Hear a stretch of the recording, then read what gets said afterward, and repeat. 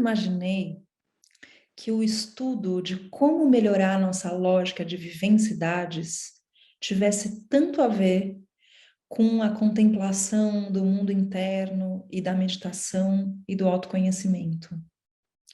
Mas foi justamente quando eu uni essas duas coisas que eu tive o que talvez tenha sido o maior insight da minha história de pesquisadora sobre as cidades.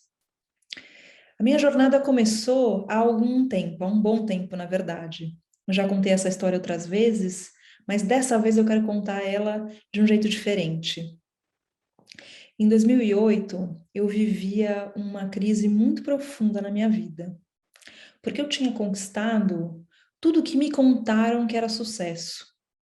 Tinha feito uma boa faculdade de jornalismo, estudado em boas escolas, trabalhava na maior editora da América Latina, tinha tido uma breve carreira já na indústria do jornalismo, e tinha tudo para crescer e para florescer nessa carreira dentro da indústria. Só que essa busca por atender critérios externos do que era felicidade, do que era sucesso, foi me afastando do meu mundo interno.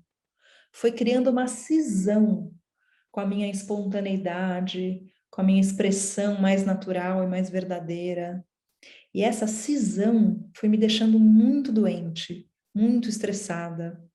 Eu tinha, na época, obesidade, muita queda de cabelo, um problema de saúde sério que me fazia desmaiar com alguma frequência, muito sofrimento, muito estresse.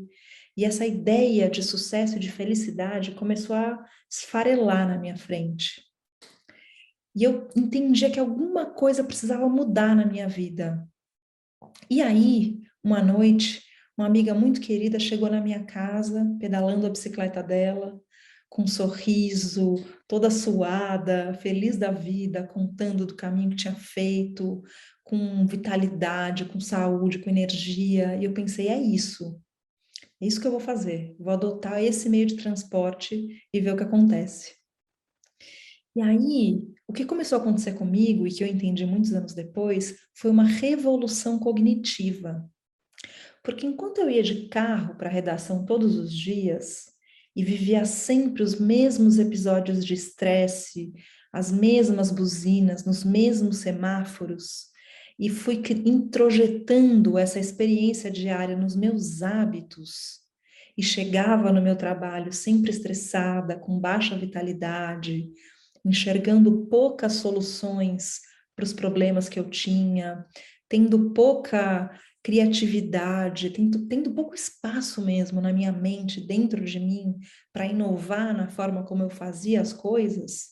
Quando eu comecei a pedalar, isso se transformou, porque aquele mesmo caminho que eu percorria todos os dias foi abandonado para uma diversidade enorme de possibilidades, de caminhos, de vielas que eu ia descobrindo, parando na feira para tomar um caldo de cana, conhecendo histórias, exercitando o meu corpo, tendo mais vitalidade. E nisso eu chegava no meu trabalho com outra qualidade de mente. E essa outra qualidade me fazia inovar, enxergar outros caminhos possíveis, até que isso foi transformando a minha forma de trabalhar, né? Em poucos anos, eu fui me desligando da indústria, criei um projeto autoral chamado Cidades para Pessoas, viajei pelo mundo e pelo Brasil, fui para mais de 100 destinos, investigando novas formas de viver em cidades, expus na Bienal de Arquitetura, fiz consultoria para empresas, treinamentos em empresas, em prefeituras, e tudo isso foi me mostrando que as ferramentas que eu tinha como jornalista, escritora, pesquisadora, poderiam ser usadas em uma diversidade de possibilidades de trabalhos. Aquele mesmo caminho que eu percorria foi abandonado para criar diversas possibilidades de caminho de existência, de vida, de rotina, de cotidiano.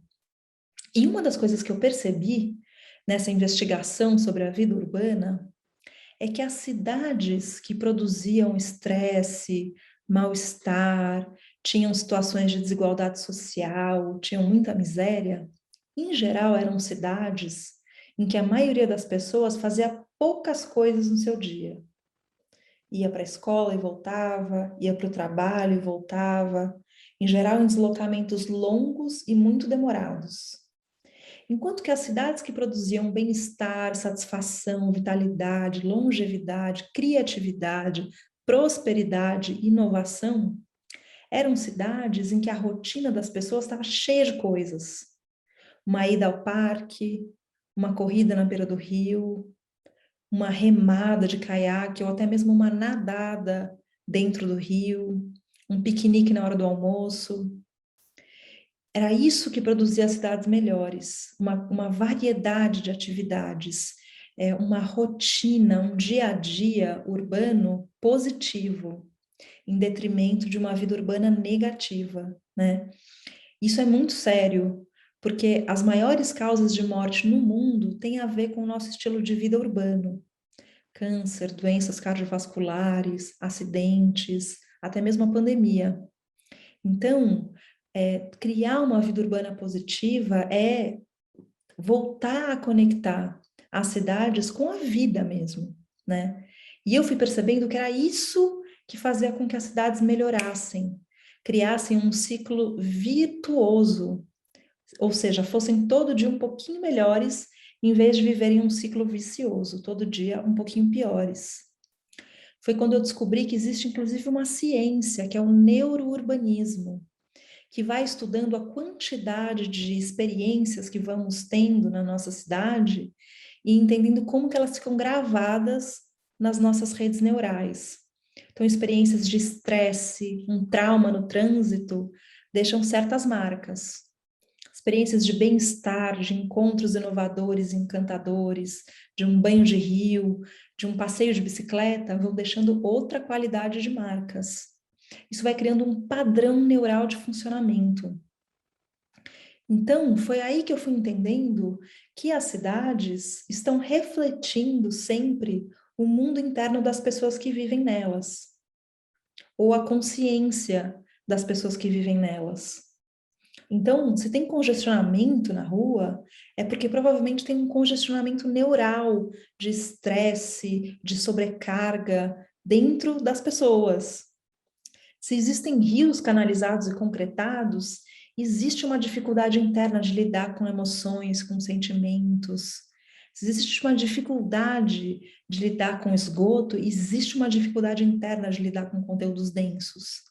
Essa correlação está sendo cada vez mais estudada, descoberta, esclarecida, para a gente entender que o caminho de mexer, de reformar as cidades, que é algo tão urgente, porque como vimos há pouco, as cidades estão ficando cada vez menos conectadas com a vida, um caminho de reformá-las é urgente, não é só intervindo na cidade, não é só melhorando a qualidade da mobilidade urbana, não é só melhorando os espaços públicos, é também, mas é também mexendo no mundo interno das pessoas.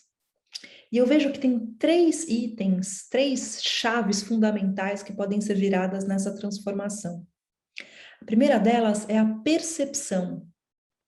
É aquilo que, dentro das minhas experiências, eu estou apreendendo da realidade. Ali, como no exemplo do carro para a bicicleta, quando a percepção ampliou, o repertório ampliou, o espaço do que era possível ampliou. O segundo ponto é o paradigma. É aquilo que eu entendo que é normal ou que não é normal, que é certo ou que é errado, que é aceitável ou que não é aceitável. Então, quando a minha percepção mudou, no meu repertório do que era trabalho, do que era rotina, do que era normal, do que era a minha forma de lidar com a saúde, foi também se transformando. E o terceiro ponto são as nossas ações, especialmente os nossos hábitos. Então, é aquilo que entra, como a gente processa o que entra e como que a gente devolve isso na forma de hábitos. Um hábito é um comportamento repetido um número suficiente de vezes para ter se tornado algo que é automático. E a grande maioria do nosso dia é ocupada por hábitos, é ocupada por nós funcionando de um jeito padrão, que a gente nem pensa mais e já faz. E esses hábitos podem estar ligados a uma vida urbana que é positiva ou a uma vida urbana que é negativa. Então, mexer na percepção, reformar o paradigma e transformar os hábitos são 3 pontos de mudança no mundo interno que podem interferir muito na lógica das cidades. Especialmente nesse momento em que todo mundo está tendo que mexer nessas 3 coisas ao mesmo tempo, por conta da pandemia. Todo mundo está percebendo as coisas de um jeito diferente, está entendendo trabalho, vida, cotidiano de um jeito diferente e está mudando os seus hábitos. Então, eu torço para que a gente possa aproveitar essa oportunidade e, de fato, trabalhar em cidades melhores para todos nós. Um grande abraço a todos. Muito obrigada.